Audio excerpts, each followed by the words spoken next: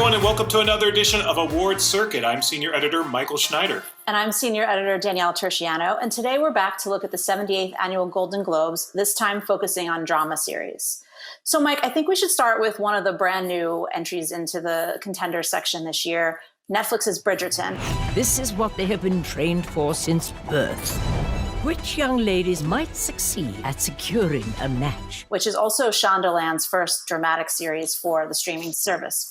It's interesting because Shondaland has had some success with the Golden Globes early in Grey's Anatomy's run. It had 3 drama series nominations, and then after 2008 really only picked up things for performances. But I feel like this show is splashy enough and definitely caused a lot of attention over social media at Christmas time that it stands a good chance at breaking into the race. And it's got the Regency era romance, so it's got period, it's got a global cast, so it has a lot of international appeal.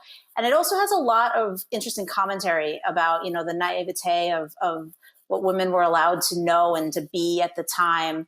And, it comes from Julia Quinn's novels, which also just have such a wide and long-running fan base that it really feels like this is one of those new kids on the block that has just the right kind of energy to break in. I think delicious is the word you're looking for. Also, speaking of royalty, bringing it up a little more contemporary, though, of course, is season 4 of The Crown. 2 women running the shop. That's the last thing this country needs. Perhaps that's precisely what this country needs. This was the big season with Princess Di and Charles and also Margaret Thatcher. There was a lot going on and a lot that we sort of remembered, some of us from growing up, seeing it firsthand. So this season made a lot of waves. The Crown has been an awards attention grabber since it began from season 1. And I think this one, a lot more folks were invested because they remember the story of Di and Charles and were interested in seeing how Gillian Anderson pulled off playing Maggie Thatcher and so much more. And for that reason, I think it's very top of mind. And definitely this season, more than any other, was really talked about and will be a true contender. Kind of along those lines, maybe a little bit of a stretch, but there's another historical drama that was very talked about when it was on HBO's Lovecraft Country. This story is about my father and the secret birthright that's been kept from us. You going after it?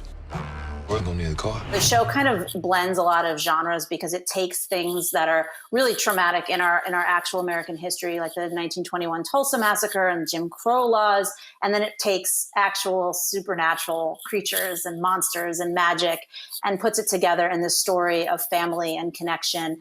And it was from Misha Green, who adapted Matt Ruff's 2016 novel, but it really took the story to places well beyond the pages of the book and probably beyond what a lot of people expected from the show. And it had some really standout performances. And okay, it hasn't aired in a while. It was on in the summer, maybe feels a little distant, but it's one of those shows that really sticks with you after you've seen it. So it feels like it can easily be top of mind for a lot of voters right now. Speaking of genre, a show that did surprisingly well at the Emmys and so is automatically a contender for the other award shows, including the Globes as well, is The Mandalorian. You know this is no place for a child. Wherever I go, he goes.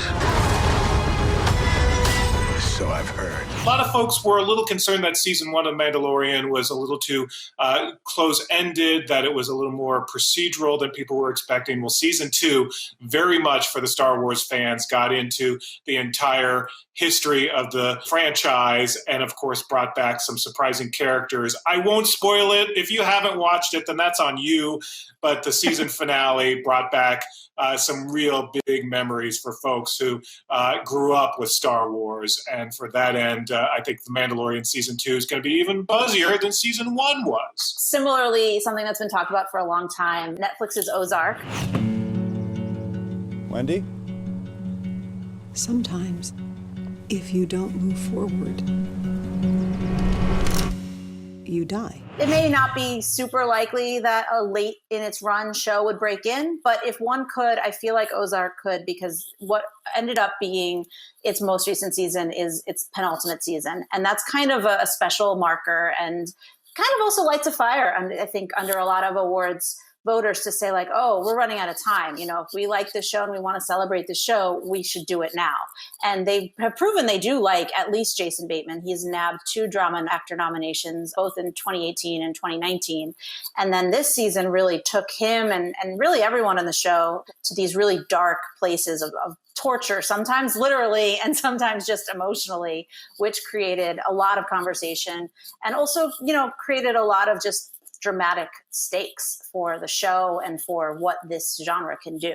So, Mike, what would be one of your picks if you were voting? Well, because you mentioned Ozark, I would have picked Better Call Saul. I think everyone knows I love Better Call Saul. So let me pick one that was a little bit of a sleeper I think more people should pay attention to. It's very indie, which I think is part of the reason why not as many people noticed it. But it was HBO's We Are Who We Are. And it's Luca Guadagnino, who, of course, is an indie maestro. But it really, really hit me. It's this quiet, slow-moving but fascinating character study, a coming-of-age tale of kids on a military base in Italy, and the story of the alienation that you feel just in general as a teenager trying to find your way. But on top of it all, living in a foreign land, meeting new people who you don't quite understand, who don't quite understand you.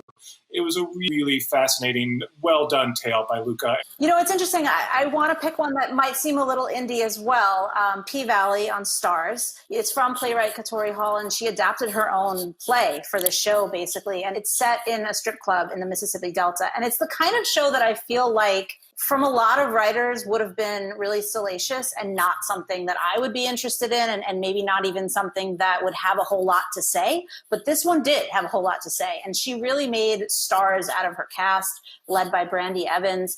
And it feels like this really detailed and unique world that I would argue a lot of people don't know a lot about is now being put forward as one of the most interesting places. And I really don't know how many voters are super familiar with it. I know that Starz has been campaigning for it, and I'm hoping that this may be the start of some good things for the show. It is still a little under the radar, I feel, and it is still very much a newcomer.